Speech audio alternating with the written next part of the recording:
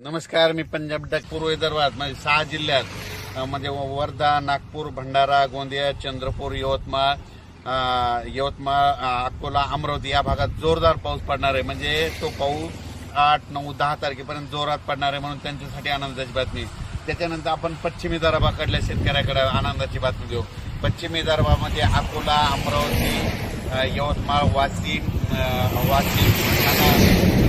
या 5 जिल्ह्यासाठी त्यांना सांगू इच्छितो, तुमच्याकडे 8 जुलै, 9, 10 जोरदार पाऊस पडणार आहे. त्याच्यामध्ये कोणी वंचित राहणार नाही, म्हणून हा अंदाज लक्षात घ्यायचा.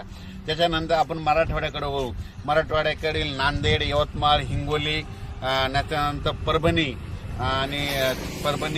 बीड, जालना, संभाजीनगर या भागातल्या शेतकऱ्याला परत एक आनंदाची बातमी देऊ.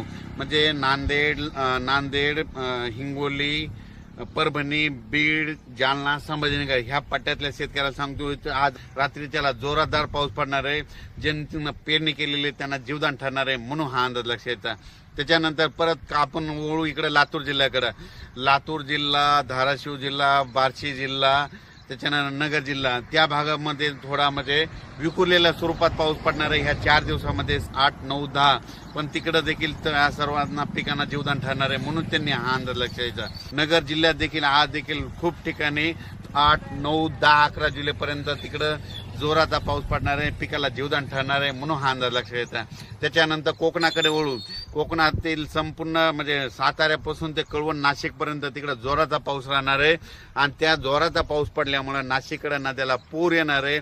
तिकडे पाणी आल्यामुळे ते पाणी पैठणकडे येणार आहे आणि त्या पैठणचं पाण्याची पातळी वाढणार आहे, म्हणून हे त्यांनी लक्षात घ्यायचं. उत्तर महाराष्ट्राकडे म्हणजे धुळे, जळगाव, नंदुरबार, जळगाव, जामोद या भागात देखील 8, 9, 10 या दरम्यान 4 दिवस दररोज वेगवेगळ्या भागात आज रात्रीपासून जोराचा पाऊस पडणार आहे, पिकाला जीवदान ठरणार आहे, म्हणून हा अंदाज लक्षात घ्यायचा. 11 तारखेनंतर राज्यातलं वातावरण म्हणजे राज्यात 11 जुलैपासून राज्यात पुन्हा सूर्यदर्शन घडणार आहे, म्हणून हा सर्व शेतकऱ्यांनी अंदाज लक्षात घ्यायचा.